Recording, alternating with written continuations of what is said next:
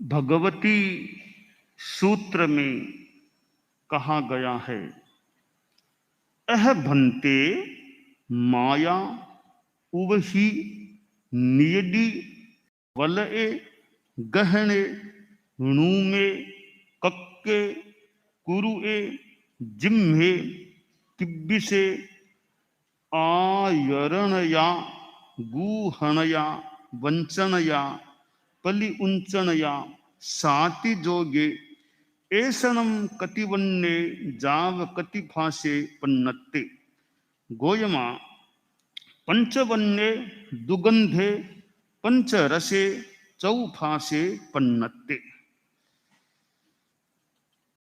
भगवती सूत्र में प्रश्नोत्तर का क्रम भी काफी चलता है और भगवान महावीर के प्रधान शिष्य इंद्रभूति गौतम जो गणधर थे और वे यदा कदा मानो प्रश्न पूछते थे। एक बार भगवान महावीर राजगृह में और गौतम स्वामी पर्युपासना कर रहे थे और अनेक प्रश्न किए। एक प्रश्न यह पूछा कि भन्ते माया उपधि निकृति वलय गहन णूम कल्क कुरुए जैम किल्विषिक आचरण गुहन वंचन परिकुंचन और साची योग, ये कितने वर्ण यावत कितने स्पर्श वाले प्रज्ञप्त हैं। गौतम, ये 5 वर्ण 2 गंध 5 रस और 4 स्पर्श वाले प्रज्ञप्त हैं। हमारी दुनिया है यह वैसे आकाश में है। जैन दर्शन के अनुसार आकाश आप में अनंत है, एकाकार है। पूछे आकाश का प्रारंभ कहाँ हुआ है और अंत कहाँ होता है? तो आकाश का प्रारंभ और अंत नहीं होता, कोई प्रारंभ का बिंदु है ही नहीं और न कोई अंत का बिंदु है, यानी आकाश का कोई और छोर नहीं होता, वह अनंत है। आकाश के 2 विभाग बताए गए हैं, एक लोकाकाश और दूसरा अलोकाकाश। यह संपूर्ण आकाश जो है इसमें छोटा सा लोकाकाश है। जैसे पानी के बीच में कोई छोटा सा टापू हो, ऐसा छोटा सा एक खंड आकाश का वह लोकाकाश है। आकाश तो छोटा सा है, सीमित है। का सारा आकाश अलोकाकाश होता है। दोनों में अंतर क्या है लोकाकाश और अलोकाकाश में? अलोकाकाश में कोई प्राणी नहीं होता, कोई पुद्गल, ये चीजें घड़ी एक चश्मा कोई भी ऐसी पुद्गलात्मक चीज नहीं होती और न धर्मास्तिकाय न अधर्मास्तिकाय, केवल वहां आकाश द्रव्य ही है और कोई द्रव्य नहीं होता। न कोई वहां सूर्य है न चंद्रमा है, ऐसा कुछ भी नहीं, केवल शून्य आकाश है, वह अलोकाकाश है। लोकाकाश के ऊपर नीचे दाएं बाएं चारों ओर अलोकाकाश ही अलोकाकाश पड़ा है। अब ये छोटा सा थोड़ा सा लोकाकाश है, इस छोटे से छोटा सा अनंत अलोकाकाश की तुलना में छोटा सा लोकाकाश है। इस लोकाकाश में हमारी सारी यह दुनिया है। स्वर्ग भी लोकाकाश में है, नरक भी लोकाकाश में है। हम सारे के सारे मनुष्य इस लोकाकाश में हैं। सारे पशु पक्षी तिर्यंच स्थावर जीव निकाय, ये सारे के सारे जीव लोकाकाश में हैं। मोक्ष में विराजमान परमात्मा सिद्ध आत्मा है, वे भी सारी की सारी अनंत आत्माएं सब लोकाकाश में हैं। तो यानी हमारी यह दुनिया लोकाकाश में है और धर्मास्तिकाय अधर्मास्तिकाय भी इस लोकाकाश में ही है। धर्मास्तिकाय ऐसा तत्व है जो गति में सहायक है। मेरा हाथ हिल रहा है, यह ऐसे ही नहीं हिलता है। धर्मास्तिकाय का सहयोग मिल रहा है, तब हाथ में गति हो सकती है। हम लोग आप लोग चलते हैं, यात्रा करते हैं, चलते हैं तो धर्मास्तिकाय का सहयोग मिलता है, हम तभी चल पाते हैं, वरना कोई गति क्रिया जीव और पुद्गल की नहीं हो सकती है। तो यह सारा सहयोग हमें धर्मास्तिकाय से प्राप्त होता है। धर्मास्तिकाय अपने आप में अमूर्त है, वो दिखाई नहीं देती है, पर एक द्रव्य है, तत्व है और बड़ा कार्यकारी है कि गति में सहायता देने वाला है। उसकी सहायता के बिना कोई भी जीव, कोई भी पुद्गल इधर से उधर नहीं हो सकता। इसी प्रकार अधर्मास्तिकाय नामक द्रव्य भी है, तो धर्मास्तिकाय से उल्टा है। अधर्मास्तिकाय का कार्य है स्थिति, गति निरोध में सहायता देना। हम स्थिर होते हैं, पदार्थ स्थिर है, स्थिरता में, स्थिति में, गति निवृत्ति में सहयोग देने वाला द्रव्य अधर्मास्तिकाय होता है।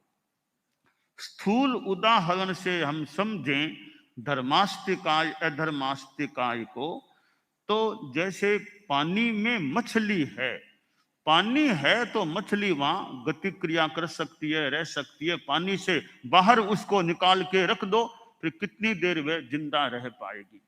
जैसे मछली के लिए पानी आवश्यक होता है, मछली के जीवन के लिए पानी अपेक्षित है, वो पानी में रहती है। इसी प्रकार जीव और पुद्गल की गति के लिए धर्मास्तिकाय का सहयोग आवश्यक होता है।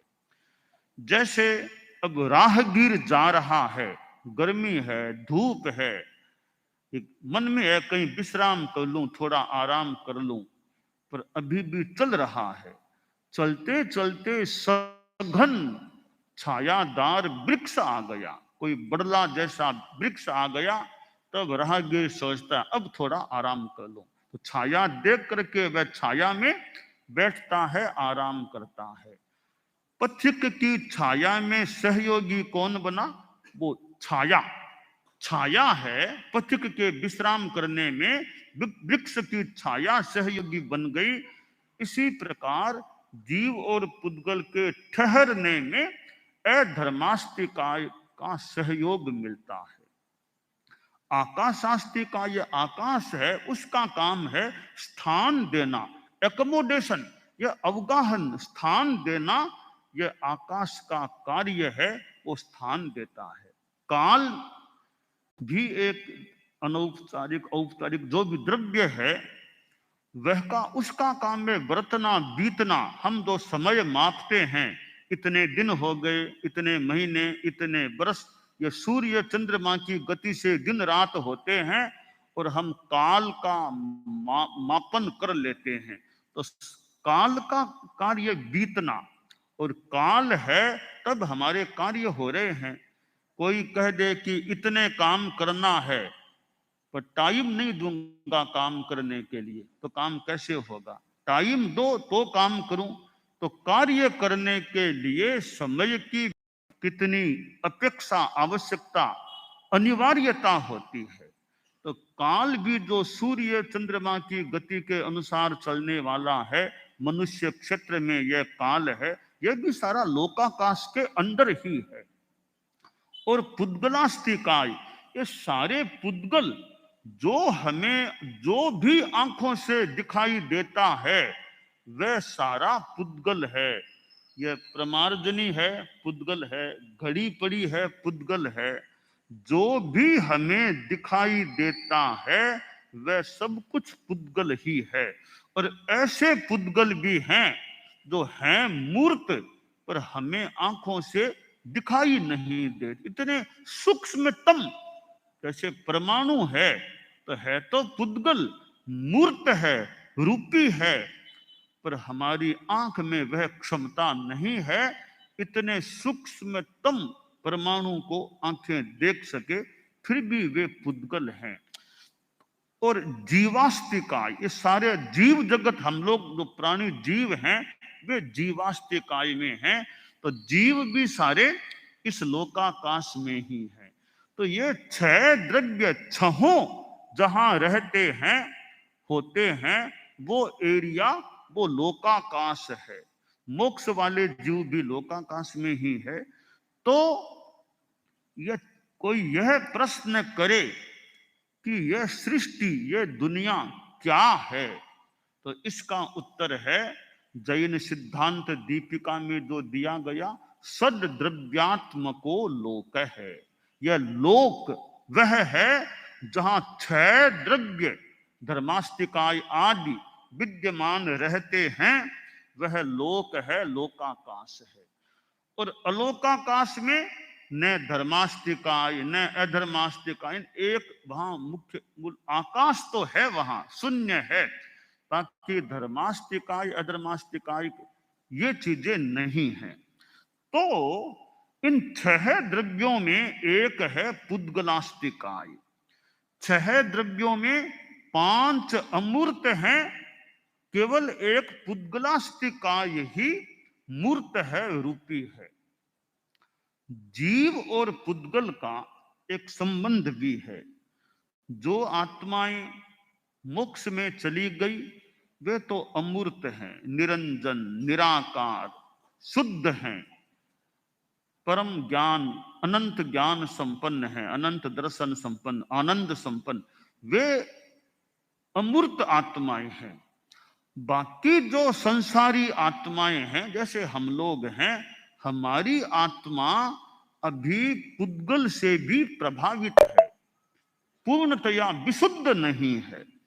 तो भगवती सूत्र में यहां जो गौतम स्वामी ने प्रश्न किया है, उस संदर्भ में जीव और पुद्गल की बात है। वो बात कैसे है कि गौतम स्वामी ने प्रश्न किया, अनेक प्रश्न है, उनमें एक प्रश्न है, उसका अंश है कि माया यानी वंचना, छलना, यह जो माया है उसमें कितने वर्ण होते हैं, कितने गंध, कितने रस, कितने स्पर्श।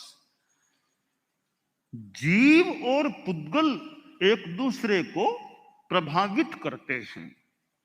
जीव के प्रभाव से पुद्गल में परिवर्तन हो जाता है और पुद्गल के प्रभाव से जीव में परिवर्तन होता है। तो यह हमारी चेतना जो है वो पुद्गलों से प्रभावित होती है।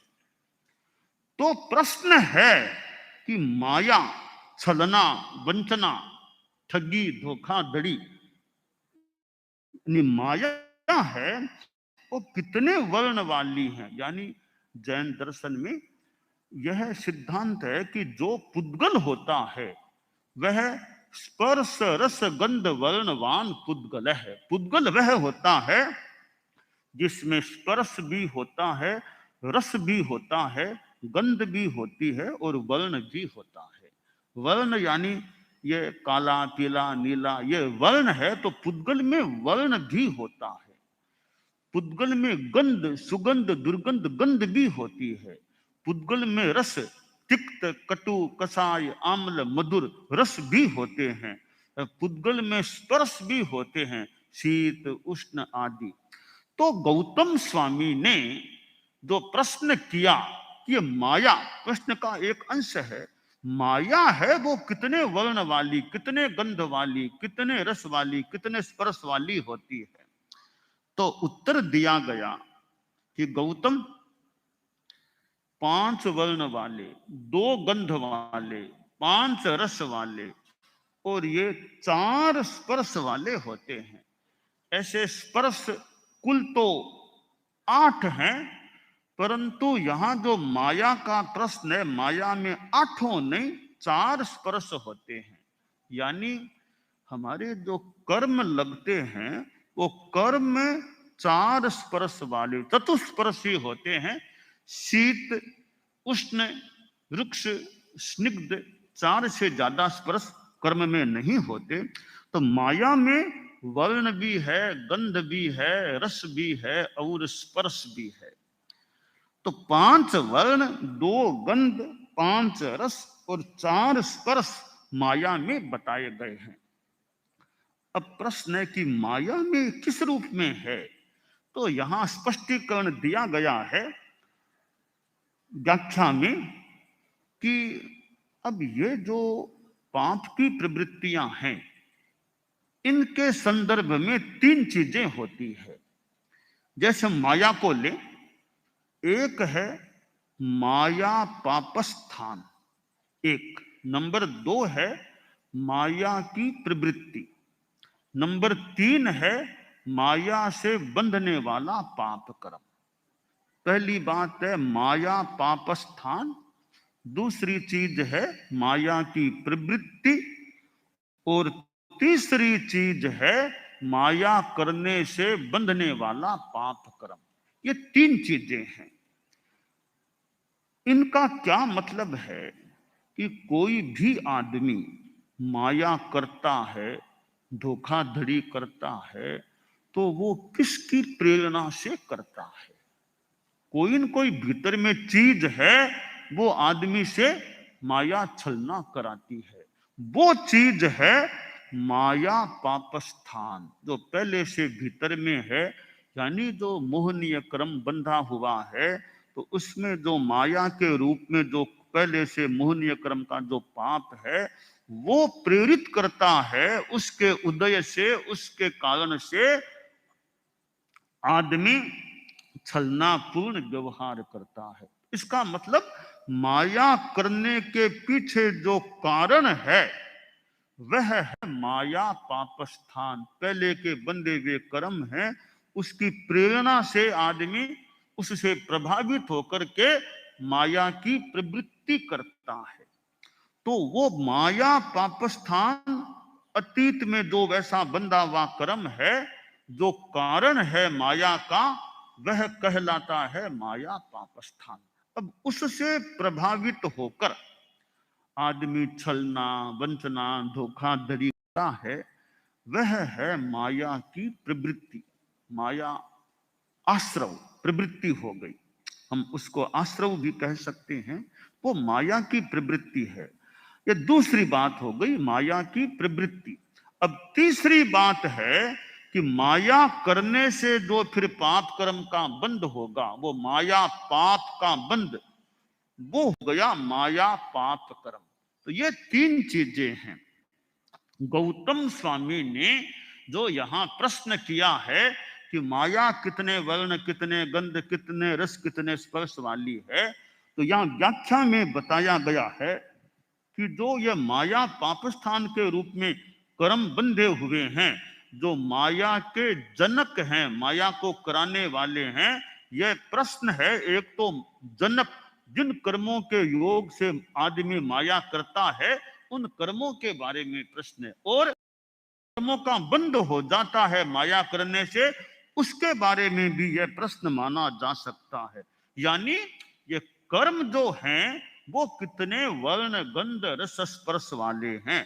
तो कर्म चूंकि मूर्त है, इसलिए उनमें कर्म में वर्ण भी है, गंध भी है, रस भी है और स्पर्श है वो 4 है।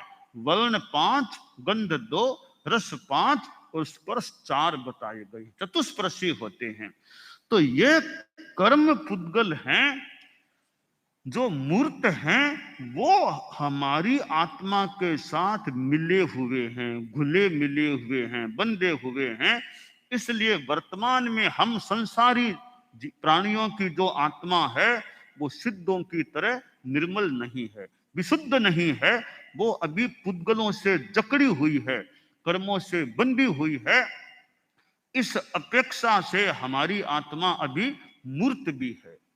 प्रश्न कोई कर ले कि आत्मा के कर्म बंधते कैसे हैं? अगर आत्मा अमूर्त होती है तो अमूर्त के वो कर्म कैसे चिपकेंगे? तो इसका उत्तर है, अमूर्त पूर्णतया तो आत्मा सिद्धों की है। हमारी आत्मा स्वभावतः अमूर्त है, पर वर्तमान में तो कर्मों के कारण वे मूर्त के रूप में हुई है। तो जो कर्म बंधते हैं मूर्त के ही बंधते हैं। विशुद्ध आत्मा के, कर्म रहित आत्मा के कर्मों का बंधन हो भी नहीं सकता। तो गौतम स्वामी का प्रश्न और फिर जो उसका उत्तर, और भगवान महावीर जैसे व्यक्तित्व, ऐसे उत्तरदाता कि उत्तरदाता कोई जिनको ग्रंथ देखने की अपेक्षा नहीं, कोई प्रमाण की अपेक्षा नहीं, ऐसे उत्तरदाता मिल जाएं कि कोई रेफरेंस की उनको जरूरत नहीं है। रेफरेंस देखने वाले भले देखो, उनको उत्तर देने के लिए कोई ग्रंथ मंगवाने की जरूरत नहीं। तो भगवान महावीर जैसे समाधान उत्तरदाता, तो गौतम स्वामी को उत्तर दिया गया कि यह माया है, वो 5 वर्ण वाली है, 2 गंध वाली है, 5 रस वाली है और 4 स्पर्श वाली है। अब यह जो माया है, आदमी प्राणी माया का व्यवहार जी कर लेता है, छलना करता है, किसी को ठगने की चेष्टा कर लेता है। यह माया हमारे जीवन में न रहे या वो कम हो जाए, अल्पीकरण की ओर अल्पी भवन हो जाए, कि जीवन में माया नहीं, सरलता, ईमानदारी, सरलता, सच्चाई, इन सब का संबंध है। माया और झूठ का संबंध है।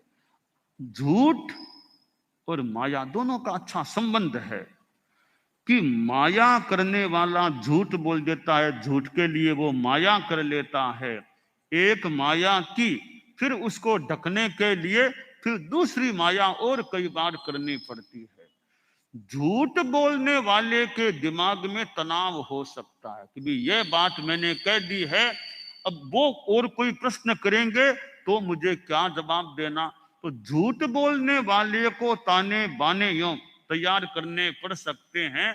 सच्चाई वाला आदमी है, सवेरे पूछो तो वही बात है, शाम को पूछो तो वही बात है, 6 महीनों बाद पूछो तो याद रहे तो वही बात है। उसको जरूरत नहीं इतने ताने बाने की, यानी अपनी बात को ढकना करना, वो ज्यादा जरूरत नहीं भी पड़े, मनोबल अच्छा है। तो सच्चाई और सरलता का रास्ता सीधा सपाट है, और ये झूठ कपट का रास्ता बड़ा टेढ़ा मेढ़ा दाव पेंच वाला होता है। तो यह माया का रास्ता, तो फिर झूठ कपट, ये सब झूठ और कपट, इससे आदमी बचे। आप लोग जो गृहस्थ हैं, गृहस्थाश्रम गृहस्थ जीवन में हैं, ठीक है, साधु की तरह आपके कोई 5 महाव्रत के वो संकल्प नियम मान लो नहीं भी हैं, परंतु गृहस्थ भी तो सदाचार का जीवन जिए। माया झूठ कपट जितना प्रयास करके बचने का लक्ष्य रखे, चाहे व्यवसाय करना है, लेन देन करना है और कोई बात करनी है, बात में झूठ से जितना हो सके ज्यादा से ज्यादा बचने का प्रयास करें कि माया न करनी पड़े। और माया है वो, माया और झूठ आदमी की विश्वसनीयता को भी समाप्त करने वाली बन सकती है। अब आप लोग बिजनेस धंधा उद्योग करते हैं, आपने अनुभव किया होगा या कभी हो सकता है, एक बिजनेस उद्योग धंधा आपका अगर प्रामाणिकता के साथ चलेगा तो लोगों का विश्वास आप पर जम सकता भी। ये बड़े ईमानदारी से काम करने वाले हैं, मूल्य ज्यादा भले लें तो चीज इनकी बिल्कुल निखालिस शुद्ध मिलेगी। जहां ये लगे नहीं नहीं पता नहीं, ये तो छल कपट करने वाले बनावटी चीजें बेच दें क्या पता है।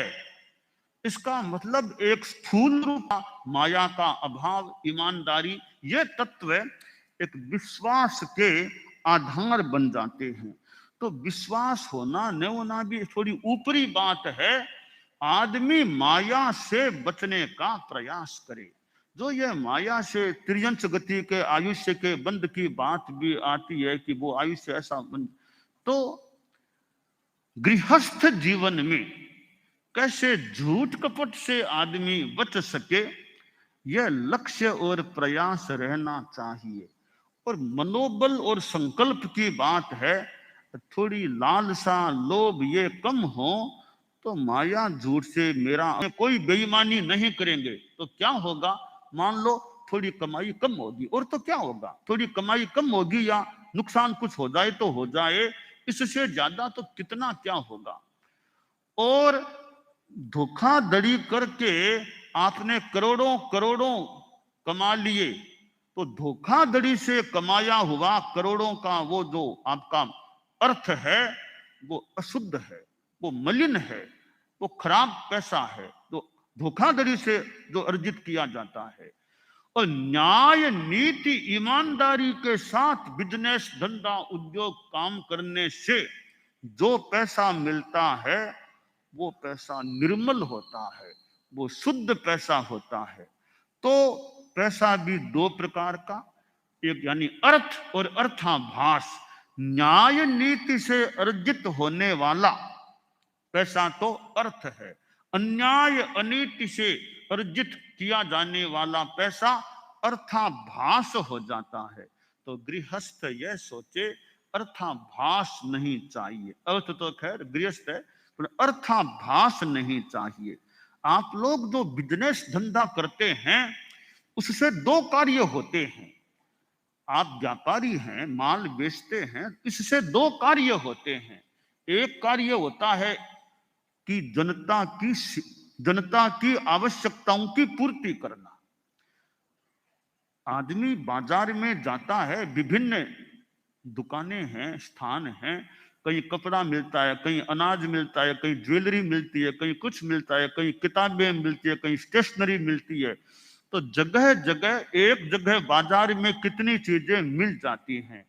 आप कपड़े का व्यापार करते हैं, आप ज्वेलरी का करते हैं, आप अनाज आदि का, यानी आपने आम जनता की आवश्यकताओं की पूर्ति करने में अपना योगदान दे रहे हैं। आपकी जनता को आवश्यकता की पूर्ति प्राप्त हो जाए, आवश्यकता की पूर्ति हो जाए, यह एक प्रकार से आपके द्वारा जनता की एक लौकिक मानव की एक अंश में, एक पार्ट में सहयोग हो जाता है। तो व्यापारी के द्वारा जनता की आवश्यकता की पूर्ति की जाती, वो एक अंग, एक पार्ट हो गया व्यवसाय का। अब दूसरा पार्ट द्वारा जनता की आवश्यकता की पूर्ति की जाती, वो एक अंग, एक पार्ट हो गया व्यवसाय का। अब दूसरा पार्ट क्या है कि व्यापारी के भी तो मान लो परिवार होता है, व्यापारी को भी जीवन चलाना है, व्यापारी को भी तो पैसा चाहिए। तो व्यापारी जनता की आवश्यकता की पूर्ति के बदले में अर्थ भी लेता है, ग्राहक से पैसा लेता है और अपना काम चलाता है। तो व्यापार से दो काम हो गए कि आवश्यकता की पूर्ति करना, सहयोग करना, दूसरा काम हो गया अपने परिवार या अपने लिए पैसा प्राप्त कर लेना। ये दो कार्य होते हैं। जैसे मैं तात्विक भाषा में बताऊं, हमारे साधु साध्वियां भी बैठे हैं, थोड़ी तात्विक बात की उदाहरण के रूप में बताऊं कि शुभ योग से दो कार्य होते हैं कि निर्जरा भी होती है और साथ में पुण्य बंध भी होता है।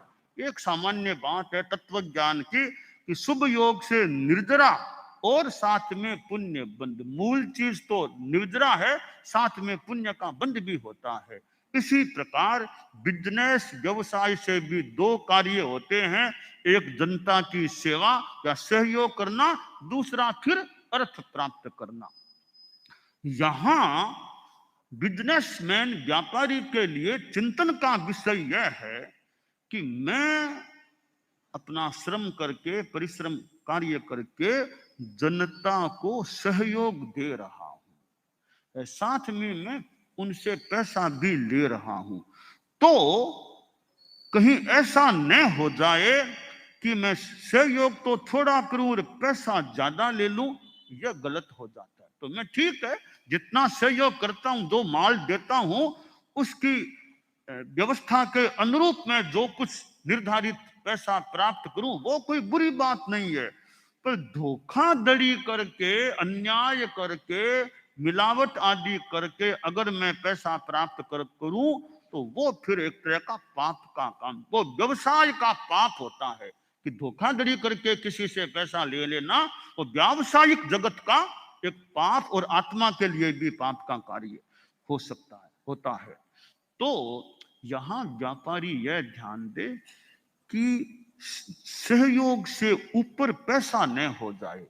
बराबर वहां तक तो ठीक है, मैं सहयोग तो कम दे रहा हूं, मैं माल तो कम दे रहा हूं, पैसा मैं ज्यादा लूं, ऐसा न हो जाए। यह ईमानदारी की बात है, यह माया से बचने की बात है। कि माया नहीं है, वो साफ बात है, जो मूल्य है वो बता दिया, उसमें कोई गलत बात नहीं, माया की बात नहीं। तो मूल्य है तो कुछ बता देना ज्यादा या माल को देना कम, यहां बेईमानी और माया की बात हो जाए। तो गौतम स्वामी ने जो प्रश्न रखा है माया के बारे में, कितने वर्ण, कितने गंध, कितने रस, कितने स्पर्श वाली यह माया है, जो उत्तर दिया गया, 5 वर्ण आदि की बात आदमी को, गृहस्थों को भी करना चाहिए। संकल्प अगर जाग जाए तो काफी संभव है आदमी धोखाधड़ी से बच जाए। अब यही बात अब टैक्स के मामले में भी देखें कि टैक्स भी कौन कितना चुकाता होगा। बिजनेसमैन, बड़े बड़े उद्योगपति आदि आदि हैं। अब टैक्स के मामले में भी माया हो सकती है। अब कागज है, पता नहीं क्या फाड़ना, क्या करना और क्या दिखाना और कैसे क्या करना, तो यहां भी माया हो सकती है, झूठ बोलना पड़ सकता है। अगर संकल्प हो कि मैं झूठ नहीं बोलूं, ठीक है, टैक्स भी आखिर सरकार मान लो लेती है, मूलतः देखें तो वो भी जनता के लिए है, वो एकदम जनता की व्यवस्था, जनता के सेवा के लिए है। तो जिस पैसे पर सरकार का अधिकार है, वो पैसा बिजनेस आदमी कैसे रखे? वो तो सरकार के अधिकार का पैसा है। टैक्स में गड़बड़ी कर देना, पूरा न चुकाना, एक तरह से संभवतः वो सरकार के हक को छीनना, रखना हो गया। और सरकार भी फिर उसका उपयोग ठीक न करे जनता के लिए, कोई बीच में गड़बड़ी कर दे, तो वो भी एक माया के पाप के भागीदार बन सकते हैं। वो एक राजा था, तो कोई प्राचीन काल की उदाहरण की बात माने, राजा के तो राजस्व तो थोड़ा आया है, राजस्व कम क्यों आता है, क्या बात है? तो जानते था मंत्री भी ये बिजनेसमैन आदि लोग गड़बड़ी करते हैं, पूरा चुकाते नहीं है। तो मंत्री ने कहा कि मैं आपको कभी बताऊंगा। कुछ दिनों बाद मंत्री ने 1000 युवकों को पंक्तिबद्ध खड़ा गया, यू के आसन पर बैठ गया। तो मंत्री ने एक 5 केजी 5 किलो का हिमखंड, वो भाटा बर्फ, हिमखंड हाथ में लिया। बर्फ होती है, भाटा बर्फ बोलते हैं, हिमखंड, हिमशिला। तो पहले युवक के हाथ में दी कि आप अगले के हाथ में दो, आप अगले की, या क्रम से ये आगे चलती चलती इधर के अंतिम युवक के पास आ जाए, वो युवक मुझको दे, मैं महाराज के हाथ में उसको अर्पित करूंगा। वो यो हिमखंड आगे से आगे चलता गया, चलता गया, 1000 युवकों के हाथों से चलते चलते फिर वो मंत्री के हाथ में आया और मंत्री ने राजा के हाथ में दिया। जो 5 केजी का हिमखंड था, वो 2 केजी का ही रह गया।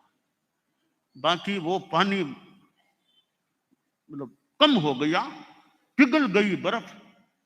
तो राजा ने कहा, मंत्री ये क्या प्रोग्राम किया है? महाराज आप तो संबुद्ध प्रबुद्ध हैं क्या? मैं जान तो गया कि महाराज ये हाल है हमारे राज्य का। हाल क्या है? ये बिजनेसमैन जो हैं वो टैक्स पहले तो चुकाते ही कम में, वो कम चुकाते हैं।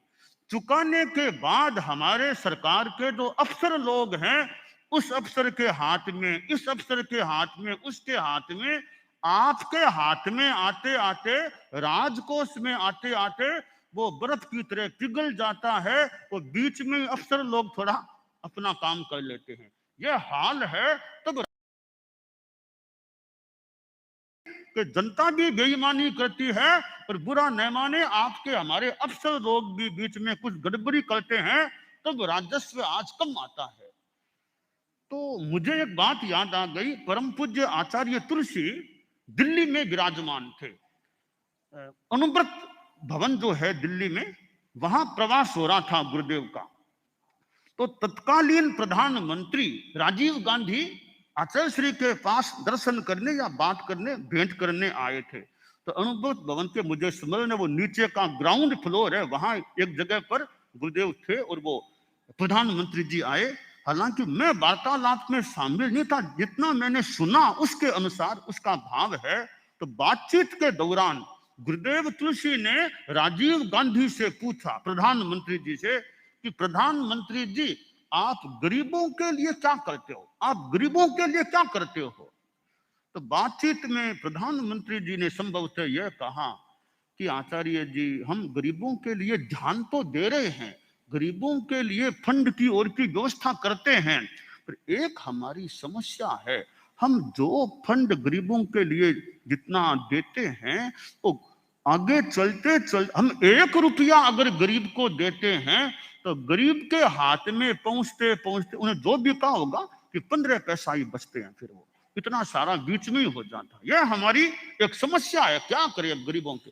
तो यह यानी किसी को बुरा कोई न माने, चाहे सरकार के लोग हो, अफसर आदि, चाहे जनता, दोनों का कर्तव्य है कि जो गौतम स्वामी ने जो प्रश्न किया माया के बारे में, तो माया से अफसर आदि भी बचने का प्रयास रखे और आम जनता भी बचने का प्रयास रखे, बिजनेसमैन आदि भी माया से बचे, वो टैक्स चुकाने में माया न करे, अफसर आदि टैक्स की जो पैसा है उसको इधर उधर करने का प्रयास न करे, तो यह प्रामाणिकता का क्रम जनता में रह सकता है। तो गौतम स्वामी ने तो माया के बारे में प्रश्न किया है, तो हम, हालांकि साधु समुदाय तो खैर पूजनीय एक हो जाता है, परंतु कभी कभी साधु भी माया छलना कई बार कर सकता है, क्योंकि छद्मस्त है, छठा गुणस्थान है। तो साधुओं को हमको तो चाहिए ही चाहिए कि जीवन में छलना माया से बचने का प्रयास रखें। फिर भी साधु को तो इतना न पैसे से मतलब, न कोई बेचना, न लेना, न खरीदना, तो एक अवसर मान लो कुछ कम है माया का। आप लोग जो इस दुनियादारी में जीने वाले हैं, गृहस्थ आश्रम में जीने वाले हैं, जिनका पैसे से काम पड़ता है, लेन देन होता है, ब्याज लेना, बैंक में जमा कराना, किसी को देना, किसी से लेना, कई बार विश्वास के आधार पर आदमी दे देता है, दिया तो विश्वास के आधार पर, अब जिसको दिया अब वो वापस देने में संकोच करता है कि वापस देने में बहुत देरी करता है, तो विश्वास के आधार पर दे देता है। फिर विश्वास के आधार पर जो दिया गया वो लेने वाला वापस देने में कतराता है। हो सकता कुछ मजबूरियां हो सकती है उसकी, कुल मिलाकर के वो माया न हो, झूठ कपट से आदमी बचने का प्रयास करे। और हो सकता है झूठ कपट के बिना जो बिजनेस धंधा चलता है वो कोई ज्यादा महत्वपूर्ण हो सकता है, लोग उस पर ज्यादा विश्वास करने लग सकते हैं, तो उसका काम आगे भी अच्छा बढ़ सकता है। काम आगे बढ़े न बढ़े, मूलतः आत्मा, जो गौतम स्वामी ने कहा कि माया 5 वर्ण 2 गंध आदि की बात है, आत्मा पाप कर्म के बंध से कुछ मुक्त रह सकती है, बच सकती है।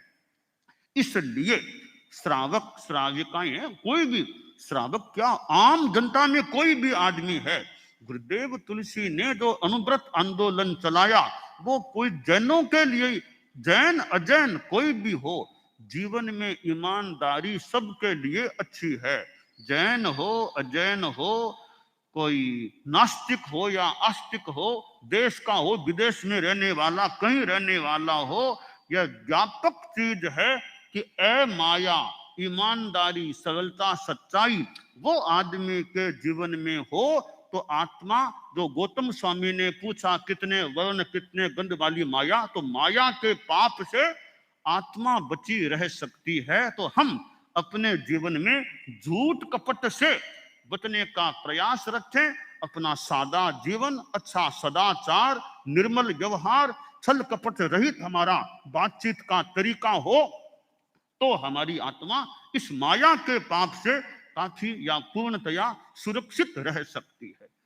दानान शेठम अभयपयाणम सच्चे सुया अणवज्जं वयंती तवे सुया उत्तम बम भचेरम लोगुत्तमे समनेना।